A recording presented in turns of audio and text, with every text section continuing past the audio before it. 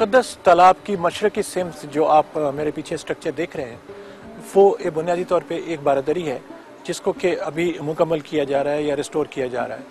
उसके पीछे जो टेंपल है वाइट कलर में जिसमें दरवाज़ा नज़र आ रहा है, ये मशहूर ज़माना शिवलिंगम टेंपल है और हम इसको आगे चल के आपको दिखाएंगे। लेकिन यहाँ से आप उस टेंपल का एक व्यू ले सकते हैं।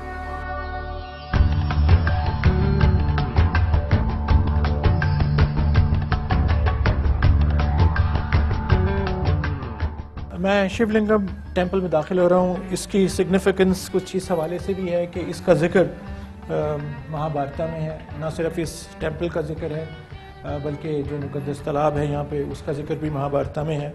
तो इस हवाले से ये एक नहायत ही हिस्टोरिकल जगह हो जाती है इम्पोर्टेंस के हवाले से, और हिंदुओं के लिए तो बहुत ही मुतबर्रक जगह है। ये आप देख रहे हैं कि जो शिवलिंगम का टेंपल है उसमें ये दिए वगैरह जलाए हुए हैं जो यहाँ पे ज़ायरीन आते रहे होंगे हमसे पहले, और यहीं पे शिवरात्रि का जो त्यौहार है वो भी होता है।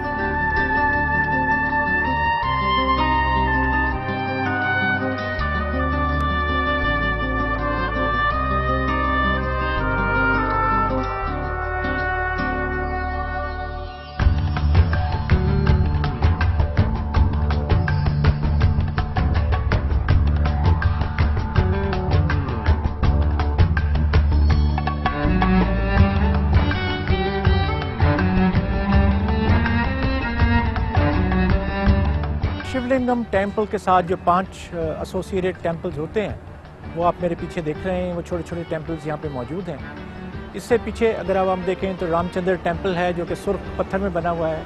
उसके साथ हनुमान टेंपल है और सबसे पीछे सतगड़ा के मशहूर 4 टेंपल्स मौजूद हैं। आगे चल के हम आपको इन तमाम टेंपल्स को डिटेल में दिखाएँगे और उसके ऊपर हम बातचीत करेंगे और इनकी तर्ज तामीर के बारे में आपको बताएंगे।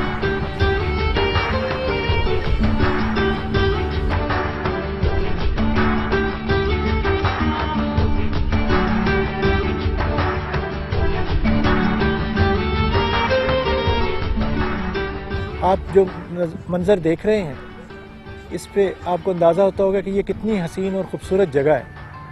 मेरी बाएं जानिब आप मुख्तलिफ छोटे शवाले देख रहे हैं और उसके पीछे जो बिल्डिंग देख रहे हैं वो सिख दौर की बिल्डिंग है।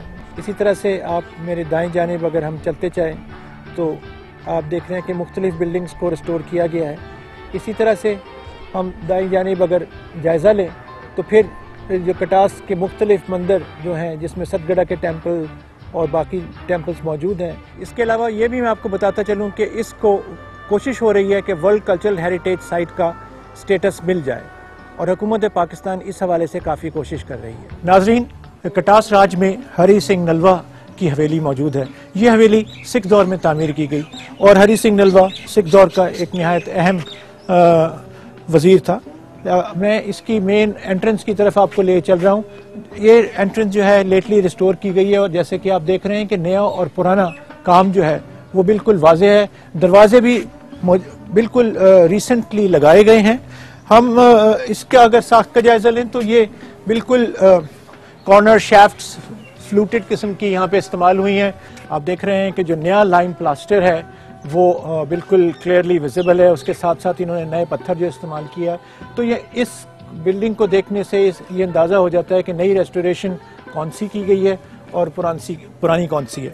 बाकी ये एक हवाले से ये तरीका ठीक है क्योंकि नया और पुराना क्लियरली वाज़े है। अब वक्त के साथ साथ इसने मेलो डाउन करना है। अगर हम इस बिल्डिंग के अंदर चलेंगे, मेन मंदिर के टॉप से इसका एक बर्ड्स आई व्यू है जो आप देखेंगे। तो अगर हम इस व्यू का जायज़ा लें तो इसमें एक जनान खाना है और मर्दान खाना है दरमियान में, और उसके चारों तरफ हर तरफ कमरे मौजूद हैं।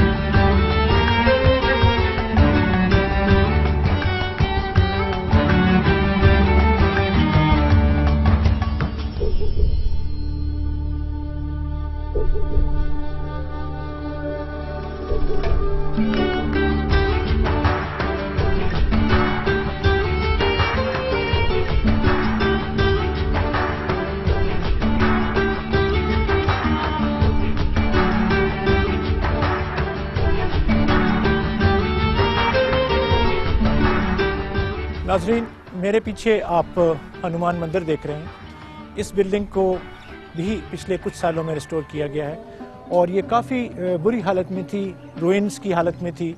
आप इसको क्लियरली अंदाज़ा लगा सकते हैं कि नया और पुराना काम किस तरह से एक दूसरे के साथ एग्जिस्ट कर रहा है यहाँ पर, और बिल्कुल वाज़ेह है कि कौन सा काम नया है और कौन सा काम पुराना। तो पुराने काम में जैसे आप देख रहे हैं कि ये क्रैक्स वगैरह डेवलप हुए हुए हैं, तो यकीनन ये इस पोर्शन को भी थोड़े दिन के अंदर ठीक करेंगे, जैसे कि कॉर्नर की डिटेल्स वगैरह ठीक की गई हैं। हम आगे चलते हैं और हम इसका जायज़ा लेंगे अंदर के इसके बाकी दीवारों के साथ क्या इन्होंने ट्रीटमेंट किया है, क्योंकि मुझे कुछ फ्रेस्कोस यहाँ से हम नज़र आ रही हैं।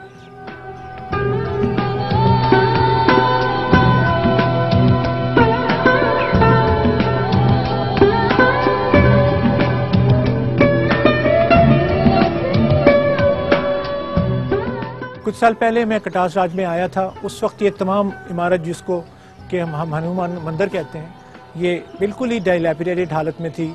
आज आप देख रहे हैं कि इन्होंने इसको रिस्टोर किया है और जो कि रेस्टोरेशन क्लियरली वाज़ेह है। अब हम इसके आगे चलते हैं और देखते हैं कि इन्होंने दीवार पे किस किस्म का ट्रीटमेंट किया है।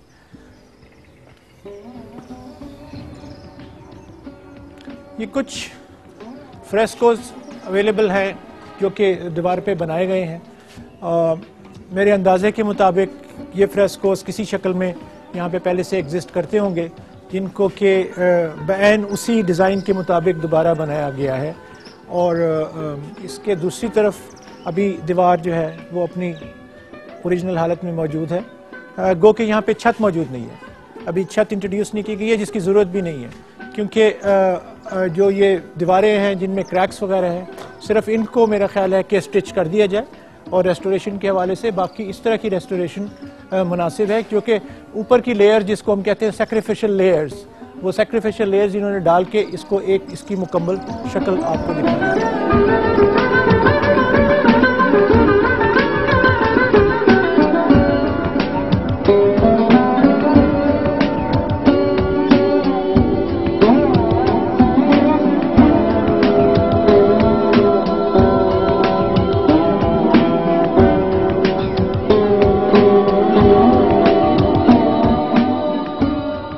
मैं रामचंद्र टेम्पल से आपसे मुखातिब हूँ। इस टेम्पल की हालत बाकी दूसरे टेम्पल से बेहतर है और आप जैसा देख रहे हैं कि इसके अंदर सुर्ख पत्थर इस्तेमाल किया गया है और हमें ये बताया गया है कि यहाँ पे राजस्थानी कारीगर थे जिन्होंने इस बिल्डिंग की तामीर में हिस्सा लिया। बिल्डिंग का ताल्लुक 19वीं सदी से है। आजकल इसकी रेस्टोरेशन का काम हो रहा है और जैसे आप देख रहे हैं कि यहाँ पर ये ओरियल विंडोज़ या झरोके जिनको हम कहते हैं, उनके ऊपर ये लाइम प्लास्टर नया ताज़ा हुआ है। इसी तरह से अगर हम इसके ऊपर छत का जायजा लें तो कुछ जो ब्रैकेट्स हैं उनको भी लेटली रिस्टोर किया गया है और अभी उसके ऊपर चूने का प्लस्तर नहीं हुआ है। इसी तरह से ऊपर जो छत आप देख रहे हैं दूसरे मंजिल के अंदर, उसके अंदर भी नए फ्रेस्कोस किए गए हैं और अभी ये देखना है कि ये किस तरह से बिहेव करते हैं इन फ्यूचर। बाकी जो स्लैब्स हैं वो काफ़ी बड़े हैं और चकवाल में इस तरह का पत्थर मिलता है। ये सुर्ख पत्थर है। ये गो के फतेहपुर सीकरी में जिस तरह का पत्थर इस्तेमाल हुआ है उतना उस मेयार का नहीं होता, लेकिन ये बहरहाल एक लोकल लाइमस्टोन है जो कि अवेलेबल है।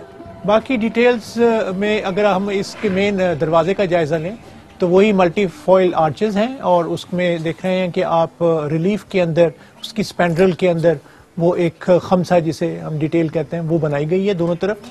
और बाकी कुछ फ्रेस्कोस पुराने हैं जिनमें शेवरॉन पैटर्न नुमाया है।